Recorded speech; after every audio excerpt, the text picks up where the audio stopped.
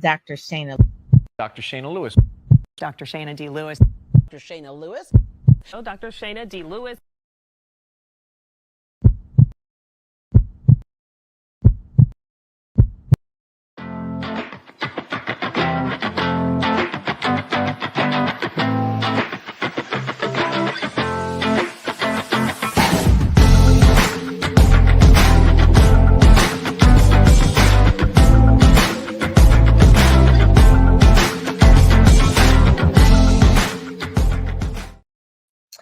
Hey, family and friends. Welcome to Power Moves, the podcast. This is the show for experts, entrepreneurs, coaches, just like you, who are ready to build bankable brands. And I am Dr. Shayna. I am your host. I am your brand therapist, and I help all of you who really want to leverage your genius and finally get paid what you are worth. Welcome in to Power Moves, the podcast. Today is episode number 11. Listen, I can't believe we've been here 11 weeks already, but we have. We are hastening our way to our grand finale for this season, and we will restart again in a couple of months. But I wanted to just take just a second to just recap. We have had a lot that we talked about over the last several months for sure. The last episode, we talked about events and products. Now, I don't know about you, but if you've never held an event, you are missing out on an amazing piece of the pie, okay?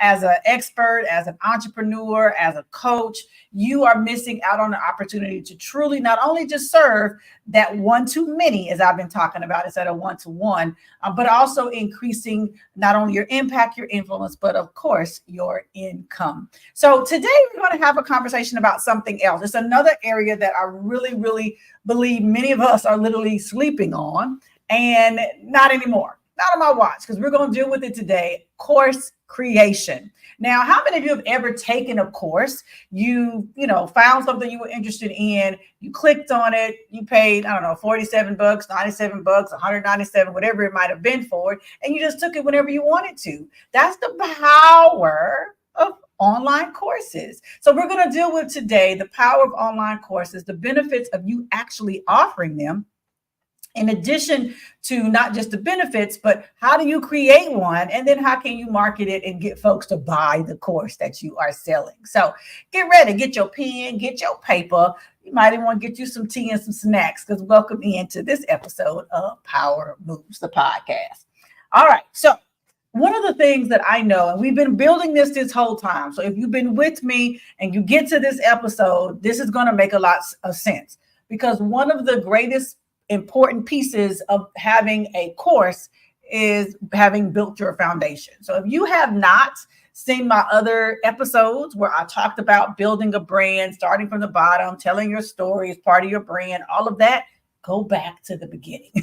Go back to the beginning episodes, because I'm going to really give you the foundation of the work that we're going to do today. Okay. All right. So first, let's just look at really the benefits of having a course. And 2 episodes ago, we talked about coaching, and I want to just make a distinction between coaching and courses. Coaching is where you are showing up live to do work with those that you're working with on some level. You may not be showing up every week, but you're showing up often enough, once a month, twice a month, whatever the case may be. Online courses are also what we call in this world no-touch offers. It means that I don't touch it. Once it is created, I don't touch it. I'm not a part of it in a live way, but I'm still offering value to the folks who I'm serving. Okay. So when I say no touch, this is what I'm talking about. I'm talking about an online course that is already done, and I don't have to show up for it, and neither do you. So here are some of the benefits. One of those for you is what I just said. It saves you time, first of all, because you don't have to show up for it. You've done it. It's over. You continue to make money on that same amount of time you spent, but you only spent it one time. Okay. The other thing is it helps to establish authority as well, too. If you have a course, just like having a book about your area of expertise, your area that you coach inside of, whatever the case may be, or your practice, then it allows people to consume that content and that expertise, and it makes you more of an authority. So it's a powerful way to continue to establish your authority, amongst other things that we talked about in these other rivers. Now, the other piece here, and this is one of the favorites, I would say, for many of us, it should be because it helps you generate what we call sleep coins. Can somebody get in the comments and write the word sleep coins? Does anybody, show of hands, want to make money in your sleep? Hello, somebody. All right, I see some hands virtually going up right now. Listen, you want to make sleep coins because we also call this passive income. And it's not passive because you didn't do any work for it. It's only passive because you created it one time and it continues to make you money repeatedly, again, with no touch from you. It is the best sleep coins option, or one of the best sleep coins option, because you can scale how you charge for it or what the fees are and investment for it based on the content that you're sharing. So we'll talk about that as well too. The scalability with this as well too is also because you can offer this to 1 million people. Like, for instance, if you have a course and you have 50 people that get into the course, it's no different than if 150 got into the course. It costs you no more time. Literally, it's just a matter of you getting it on a platform where those folks can access it. So it's one of those things that I call like a no-brainer, in the sense that you create it one time and it can scale because you can serve a zillion people with it without you doing anything else. Okay. So it's a quick way to scale you and your expertise. Now, the other thing that's super powerful is flexible. So having an online course becomes flexible, not just for you, but also for your potential clients. So think about courses maybe that you've taken. So maybe I bought the course today, but I didn't take it until the weekend when I had more time, right? For some of us, we won't have time to do things. So we may not we don't have time to do things live. So we may not do those live options because of our schedule, but you can absolutely do something that is virtual and that is online and on demand, because you can do it when it makes sense for your life.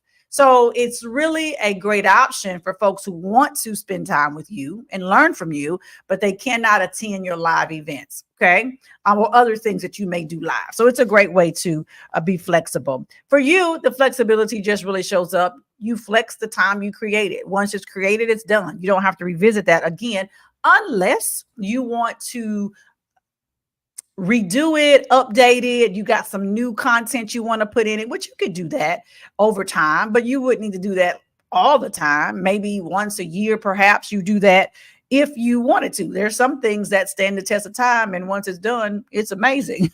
And it will definitely stand that test. It's extremely cost effective. So think about it like this. To have a one-on-one live session with the client is going to cost, let's call it $5.99.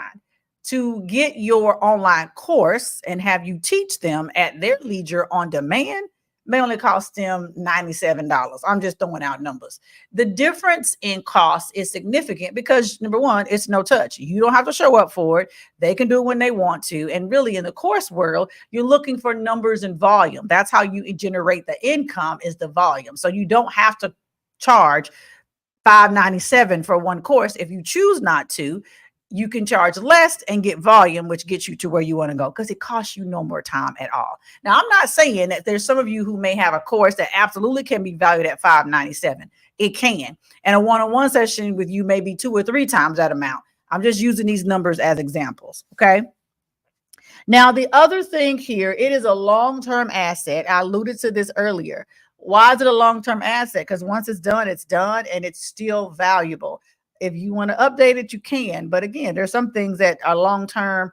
They are just as valuable a year from now, 2 years from now, 3 years from now, as they were when you very first created them. So don't sleep on a course that truly could have longevity for your business. People could be finding and using that course years from now and truly being impacted by what you did 3 years ago. Okay. Now, the other thing that's really helpful about an online course, it can build community. Now, depending on what platform you house your course on for folks to access, you actually can build community around it. Now, My courses are all on a platform called Kajabi. Inside of the box below, you're going to find a link that you can click to get your own Kajabi if you would like to use that for your course setup. It will give you, you click that link, it'll give you access to Kajabi and the benefits. And also you'll get, as someone tapping into Kajabi because of Dr. Shayna, there's a few other perks that you may see as well too. Now, Kajabi specifically allows you to build out and create a community around your courses. So if people show up inside of that course, they're able to then speak to other folks who are also in that course. Now, the other thing that I've done in Kajabi as well is there is an entire Power Moves community that all of you can be a part of. So when you enter into the Power Moves community, you get access to all of these courses that I've already created, right? And so the community is already present. You're able to engage with other people as well as learn at your own pace. So again, win-win for everybody involved because no one has to take out extra time, right? You could take a course when you're driving somewhere. You could take a course when you're getting dressed in the morning. You could take a course when you're sitting on your couch relaxing, when you're laying down and just, relaxing and you want to do a little bit of reading or learning. You have an opportunity to take a course at any time. So it's extremely flexible in that way. And you can build community at the same time. So those are just some of the basic benefits of you building a course. Now, give me a 1 in the chat if you already have a course that you've already created, or give me a 2 if not yet. You don't have one yet. Because if you don't have one, I'm telling you, you really want to create one. And we're going to talk about in just a second how you actually create and design one. One of the things I'm doing this, and some of you say, Dr. Shana, you sure are going to give away a lot of secrets. I actually wanted to give tangible resources. I didn't want this just to be a show where I give you the fluff around the things. I really wanted to give you some actual tangible things, action items you could go use to build these things for yourself. And for those of you who know you need some additional support, I am here as a support to help fast track you to that place. Okay. So I really want to dive into how do you create an actual course that you can sell and offer online to your audience. Okay. Now, I already alluded to this earlier. The number one thing, the first thing is you got to know who you're talking to. Who is this course helping? Who is it built for? What are their, what do you say? What are we looking for in order to build something for folks? We got to know what are their problems? What are their pain points? What are the things that they are looking for an answer for in the middle of the night that perhaps your course or literally your whole brand answers? Your course just happens to be one of the ways that you answer and solve that problem for them. So once you got that brand base built, and I told you, if you haven't watched the beginning episodes of this podcast and this season number 1, go back so you can really get clear about how you build your brand. So once we have those answers, we know who we're serving, we know what their problems are and their pain points, then we already know what our course is going to serve, right? Solve. What problem is it going to solve? So we can begin to create number 2, the clear objectives. You got to have a clear idea. Okay. So if I know the problem or the pain point, let's say for mothers, is they are excessively busy. They do not have time on their calendars for themselves. They are taking care of kids. They're doing all of these things. Then I understand that my objectives from this course will be to give them some quick wins about organizing their time, perhaps learning how to set some realistic boundaries in their world, and learning how to delegate some things. Maybe those are the 3 things I want to help them do. And here I use 3. It's really helpful in the work that you do if you center it around at least 3 things that you're going to help folks walk away with. What are the objectives that they're going to walk away with? People want to know what's in it for them. At the beginning of the day, if I don't know what's in it for me, then I don't know if I want to spend my time, my energy, or my resource here. So go ahead and think about those 3, at least 3 clear objectives that you want your folks who enter into this course to walk away with. Okay. Now, once you get the clear objectives, we know we're focusing on 1, 2, and 3. Then you want to figure out about the actual content itself. Now, I always suggest that content is not boring. Now, no one really wants to just sit and take a boring course. Now, what do I mean by boring?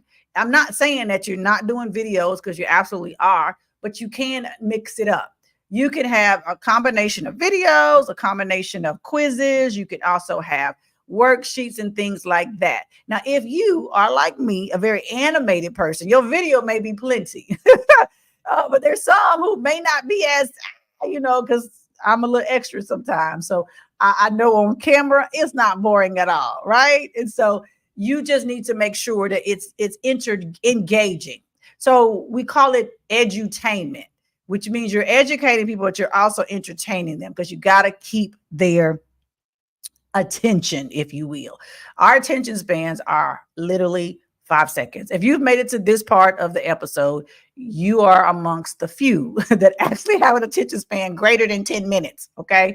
Most people will have clicked off and moved on to something else because their attention span is just that short. So we want to make sure that we create content that's going to engage folks for sure. Now, you will have, I said, video. Now, what I don't want folks to think is, oh, I got to go get this fancy video equipment to do this content. No, please use Zoom. Y'all all got a Zoom account. And if you just have a free Zoom account, use a free Zoom account. It costs you $0. You need to just have your camera that is a nice, clear camera. Okay. You can get one of those off of Amazon and just hit record. It's just that simple. You can share slides on Zoom if you like. There are some of us who will use slides inside of our courses, and you can, or you could just teach. What you want to do is the slides makes it engaging so they can watch something at the same time. But for sometimes maybe there is no slide and it's just you sharing content, which is fine as well too. You want to also determine what's the framework that you're going to put this content in. So you want to consider, I got these 3 pillars, but what is the bigger frame? This typically is the frame that you've built around your brand. Okay. So whatever the framework of your brand is what your course will also, again, just further that as well, giving them some quick wins inside of those 3 objectives. Okay. And then you want to structure this well. So when I say structure, what I'm saying is, how is it laid out? What is the experience of the one who is taking this course? So let me just say this for my very long-winded experts that think that maybe you're an academic or you're in academia and you do 45-minute lectures. That's not what this is. I said earlier, our attention span is about 4 to 5 seconds. So if you're in the 4 to 5 second span, your video is 45 minutes. No one's going to make it to the end. Nobody. They could literally love you and really want to hear what you have to say. They're not getting to the end. Okay. So create and structure your content so that it is shorter, quicker, delivers quick wins fast, and then you can move on. Now, videos may be no more than 20 minutes is what I would say. That is a maximum, seriously. Now, I will say this, though. I took a course one time and the videos were literally like 5 minutes. When I say that was the best course, why? Because it was quick. I could get and consume it very fast. I could process it and then I could move on. Now, there might have been 50 of those inside of the course, but it didn't matter because they were short. My attention span was present and I didn't lose any of the content because I was on it. Okay. And I made it to the end, which in many cases we do not. So I'm encouraging you, make it short, right? Don't just keep talking and talking because you can. And you got an empty Zoom room and nobody's there with you, but just make sure that it's short enough for people to consume it in its entirety. Now, you can also make it interactive. Now, interaction could look like, again, those worksheets, quizzes, things like that. If you do, or you could ask folks, to download the worksheet, work it out as you're going through the course content in that particular module, whatever the case may be, because you're going to break a course down into those, I said earlier, at least those 3 parts. 3 parts may be considered a mini course, actually. If you have more than 3 parts, you might call that a regular course. So mini courses may cost a little different than regular courses, just for the record. We'll talk about that in just a minute, though. But making the interactive piece will, again, engage your audience so they continue to find value in what's happening, keeping their attention so they're not just watching and listening and nodding their head, and eventually cutting it off because they don't finish. Here's the thing. I never just want anyone to buy one of my courses. I want them to finish it. I want them to get the information from it, and I want them to get a win from it. And my hope is that's the same thing you would like as well, too. When you create courses, you're creating courses for other people to take, complete, and win. That would be the point. Now, here's an option. You have an option to test out your course. So for those of you who are brand new in this area, like Dr. Shana, I don't know if that's going to work for me. I got it. Just create it and then test it out with a couple of, whether it's people who are clients of yours and they're a beta group, or it's friends of yours who are in the area and can benefit from it. to get some feedback, to see how engaging is it? Do they make it to the end? That kind of thing. So that's an option for you as well too. Then, and lastly, once we've done all of those things, now it's time to market it. It's time to put this course into the atmosphere. Now, many of you maybe say, well, how much will I charge for it, Dr. Shane? And again, that depends on you. For some of you, your course might be $47 because it's just uber simple and easy. It is a quick win for someone. It's a mini course. It may be 3 modules, 20 minutes long. So you're talking about a 24 to 60 minute, a 1 hour course, 97 books. That might be what makes sense. For others of you, you may make a course that has quite a bit more modules than that. And it's some really high level, not necessarily high level in the sense that when you access information, your rewards or your outcomes are going to be really significant. You may ask for a greater investment for that. You may say anywhere from $197 to $597 for a no-touch program that someone else can take. Now, there are going to be some courses that are going to be even greater than that, depending on the level of expertise and the level of content that you place inside of it. Okay. So you could do this. You could try and start at one price point, and you could always change it later. You could call it an introductory price point for a certain amount of time and then increase it as you go. Okay. So you have those options. So I would just say, think about your audience, what makes sense for them. Think about the amount of content you're placing inside of it, and then pick a number and start there. Okay. Remember, with the courses, it's going to be numbers. So you want more people to get engaged inside of it. If you have a lot of heavy content that you're providing, then of course you may ask for more as the investment. So you may not need as many people inside of it. And just think about what's your goal. From this course, I would like to generate $10,000, $100,000, $1 million. You get to decide how many of them do I need to sell at X price if I want to make that goal. Do the math, and then the math will math and let you know where your numbers need to be. Okay. Now, here's another thing that I have found really helpful too in the creation of courses. And this is just a little secret that I've used. I will host a live event and turn it into an online on-demand course because I'm teaching in my live events. I am a teacher by heart. Those are going to be a little bit longer because there may be people who could not attend that live event. And so because they could not attend, then once I record it, they can take it at their leisure. It's going to cost them less to get the replay and take it as an online course than it would if they attended it live. So if you took the advice from last episode about having events and products, then online events give you opportunity to double dip. The folks in the room have paid to be there, but the people who could not come, whether it's that time or another time, can take it on demand whenever they like. And they're going to get it at a considerable discount than those who came live in the room. So if the live event was $597, let's say, the virtual online course may be $297 or $397. You'll give them a couple of $100 off because they're not live in the room. But of course, that time was spent once, and you continue to make money on that time again and again. It's a great way to leverage your genius and finally get paid. What, ladies and gentlemen? What you are worth. Hello, somebody. Okay, so now when we get into the marketing piece, it'll be the last piece of this, and then we'll close up this episode for you today.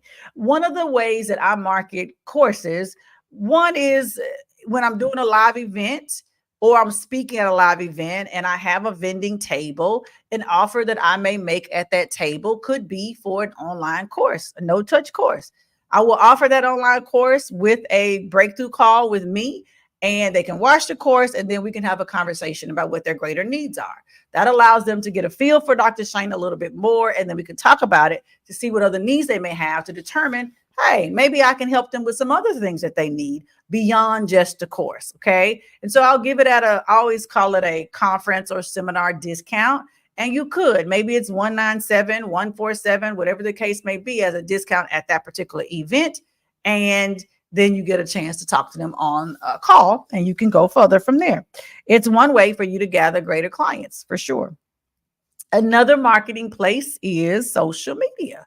Now, if you're not on social media, then you want to find your way there because your people are there. Determining which population you serve will determine what social media you want to go all in on and let them know what your offerings are. But ultimately, just remember this. This is just one of your offerings. Your brand, in essence, is what should be seen on social media and very clear to those who are following you, okay? And at the appropriate time, you can let them know that you have this online course, that it is an opportunity for them to tap into you, okay? If you have an email list, you can email your list and say, hey, I got a brand new course coming out. Would love for you to tap into it. Here's the link to it. Give them a discount for it. Offer them a breakthrough call at the end of that as well, too. Or if you're really feeling froggy, as I like to say, do some ads. Get some paid ads, run them to your events, your brand, and offer the course as an option. Okay, so these are just some of the ways you can market yourself. We've talked a lot today about really creating some sleep coins, okay? Building out an online course either from scratch based on your framework of your brand itself, picking a pain point, finding an answer for it, or having a live event, recording it, and making it a course. I'm telling you, both of them work equally as well. I find a lot of value in being able to offer folks an online event that I already had as a course because they can do it at their leisure. So we talked about the benefits, we talked about how you design one, and we talked about how you market it. I hope you feel inspired. You have a little bit more handle on, okay, I think I can do this course thing. Get your Zoom, honey, open it up and just go for it. It's not as hard as we think, but if you have a framework for it, you can be successful. Now, as always, there is always a Power Moves affirmation for the end of our show. And today's affirmation is knowledge is power, and I'm ready to leverage it in an online course. Listen, knowledge is power. What we do with it creates wisdom. And I'm asking all of you to be wise. You can, you will, and you must. Someone is waiting on you for their breakthrough. They're begging you to show up, for you to walk into this space of building a bankable brand using these 7 rivers of income. Pick the one you like. You don't have to do all of them. We're going to deal with this in our conclusion episode that we have next week, where we really talk about how all of these rivers of income really come together. They are not vying against each other. They are working together to help you, my expert friend, my practitioner friend, my coaching friend, my entrepreneur friend, to really leverage the genius that is you and finally get paid what you worth. It is time out, y'all, for working excessively hard every day, all day, and feeling like I'm spinning my wheels. We're not doing that in this season. As we enter into 2025, I need you to walk with me on this journey and say, I'm making power moves. If you're making power moves, raise your hand, stand up, say it loud and say it proud, because now is the time. If you're not making a power move is being made on you. But make sure the move you make, the next one be the greatest move, okay? I'm Dr. Shana. I'm your host of Power Moves, the podcast, and I cannot wait to see you to our next episode as we look back at these 7 rivers of income and all of the amazing things that we've talked about over this season. You want to make sure you don't miss it. There'll be some treats and some goodies that'll be there as well too for you all. And I will see you next time. Good night. I said good night, y'all. Bye. It ain't nighttime.